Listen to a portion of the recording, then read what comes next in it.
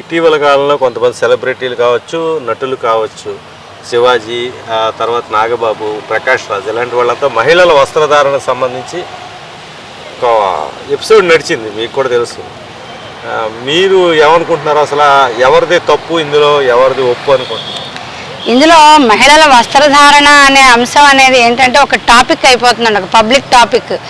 కొంతమంది వ్యూస్ పెంచుకోవడానికి కావచ్చు, కొంతమంది హైప్ క్రియేట్ చేసుకోవడానికి, మహిళల మీద కామెంట్ చేస్తే వాళ్ళ హైప్ వస్తుందనే విధానంతో మహిళని ఒక సాధనంగా చూస్తున్నారు. కానీ మహిళా వస్త్ర విధానం ఏదైతే ఉందో అది హద్దుల్లో ఉండాల్సిన అవసరం ఎంతైనా ఉంది.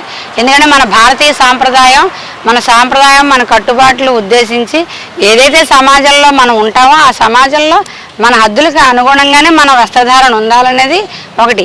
అలాగే ఆ వస్త్రధారణ వల్లే రేపులు జరుగుతున్నాయని అంటే, ఇప్పుడు గోవాలో బీచ్లో బికినీలు వేసి తిరుగుతారు, మరి అక్కడ ఎందుకు జరగట్లేదు రేపులు? అక్కడ 5 సంవత్సరాల పిల్ల ఏ విధమైన బట్టలు వేసుకుందని చెప్పి రేపులు జరుగుతూ ఉన్నాయి. 80 ఏళ్ల ముసలావిడి ఏ విధమైన వస్త్రధారణ వల్ల ఆవిడ మీద రేపు జరుగుతూ ఉంది. ఇది మగవాడి యొక్క ఆలోచన విధానం మారాలి.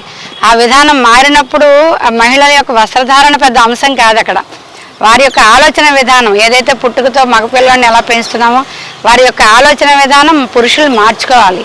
వేరే రాష్ట్రాల్లో, వేరే దేశాల్లో లేని మన దేశంలోనే ఎందుకు జరుగుతున్నాయి, ఎందుకు అనేది పురుషులు కూడా ఆలోచించి, అదొకటి ముఖ్యంగా ఏదైతే సినిమా నటుడు శివాజీ గారు ఒక సినిమా నటుడై ఉండి ఆయన కామెంట్ చేయడం అనేది హాస్యాస్పదం.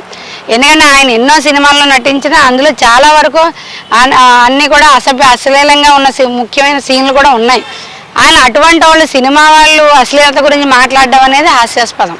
వారు సినిమాల్లో నటించేది ఏదైతే సెన్సార్ బోర్డ్స్ ఉన్నాయో అవి దాటిపోయిన పరిధి ఇప్పుడు పరిస్థితి నడుస్తుంది.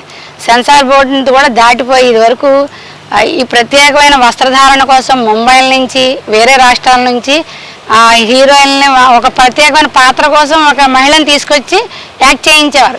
అది కూడా ఆ మహిళ స్టూడియోకి వచ్చే వరకు కూడా తను కప్పుకునే రావడం అనేది మనం చూసేవాళ్ళం. అక్కడ స్టూడియోలో కెమెరా ముందు మాత్రమే తను నటించి మళ్ళీ ముసుగు వేసుకుని వెళ్ళిపోయిన పరిస్థితులు మనం చాలా వరకు చూసాం. కానీ ఇప్పుడు హీరోయిన్లే అలాంటి పాత్రలు, అశ్లీలమైన నృత్యాలు, అశ్లీలమైన వస్త్రధారణ హీరోయిన్లే చేస్తున్నారు.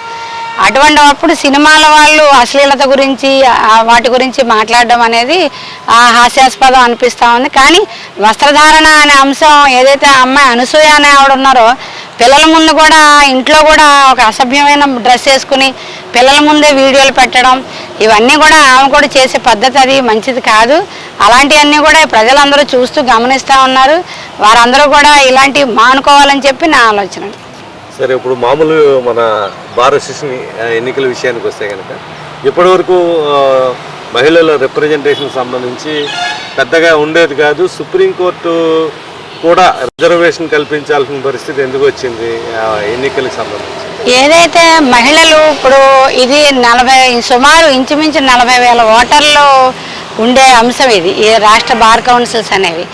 అక్కడికి ఒక మహిళా న్యాయవాది వెళ్ళి పోటీ చేయాలి అంటే అటు విజయనగరం నుంచి, బొబ్బిలి నుంచి ఇక్కడ తిరుపతి వరకు అన్ని బార్ అసోసియేషన్స్ కవర్ చేసుకోవడానికి మహిళా న్యాయవాదికి అంత విస్తృతమైన అంశం అయితే ఉండదండి. ఎందుకంటే మహిళా న్యాయవాది ఎప్పుడు తను ఉన్న బార్ అసోసియేషన్స్, ఆ చుట్టుపక్కల 1-2 బార్ అసోసియేషన్లు వెళ్ళి పరిచయాలు ఉంటాయి తప్ప రాష్ట్రవ్యాప్త పరిచయాలు అనేది మహిళా న్యాయవాదులకు ఉండవు. ఏదైతే పురుషులు ఉన్నారో వారైతే ఆ టైంలో తిరగడమో వారి యొక్క పరిచయాల నిమిత్తం అవన్నీ కూడా ఉండేవి. కానీ సుప్రీంకోర్టు డైరెక్షన్ ఏదైతే మహిళలకి ఎప్పుడు కూడా బార్ అసోసియేషన్ న్యాయాలు చేసే చట్టాలు, మనం చెప్పే న్యాయవాదులే పాటించకపోయిన చట్టాలని సుప్రీంకోర్టు 30% రిజర్వేషన్ అమలు చేయాలి అనే అంశాన్ని బార్ కౌన్సిల్కి ఇవ్వడం అనేది చాలా ప్రతిష్టాత్మకమైన నిర్ణయంగా స్వాగతిస్తూ, ఆ నిర్ణయం రావడం వల్ల మహిళలందరూ కూడా ముందుకు వచ్చి రిజర్వేషన్ అంశంలో మహిళలకి ఒక అవకాశం ఉంటుంది అని చెప్పి మహిళలు పెద్ద ఎత్తున ఇప్పుడు 30 మంది అభ్యర్థులు పోటీలో నిలబడ్డారు. అంటే 25 పోస్టులు, అందులో 2 నామినేటెడ్ అండి. 5 పోస్టులకి పోటీ జరుగుతూ ఉంది. 30 మంది పోటీ పడుతున్నారు. అంటే 30 మంది మహిళలు రిజర్వేషన్ ఇచ్చినప్పుడు 30 మంది మహిళలు బయటికి వచ్చారు ధైర్యంగా అనేది దాన్ని స్వాగతిస్తున్నాం. అందరూ కూడా చాలా సంతోషం వ్యక్తం చేస్తున్నారు. ఎందుకంటే పురుషులు కూడా పురుష న్యాయవాదులు కూడా అమ్మ మహిళలు మీరు వెళ్ళాలి, మీరు మాట్లాడగలరు అనేది మా బార్ అసోసియేషన్ కావచ్చు, నేను ఏ బార్ అసోసియేషన్ కన్నా అమ్మ మహిళలకు మేము ఇస్తాం, సుప్రీంకోర్టే ఇచ్చింది, మేము మీకు మంచి అవకాశం, మీరు నిలబడండి అని అందరూ కూడా ప్రోత్సహిస్తున్నారు. ఉదయిస్తున్న సూర్యునితో ప్రభవిస్తున్న వార్తా ప్రపంచం ఈస్ట్ న్యూస్.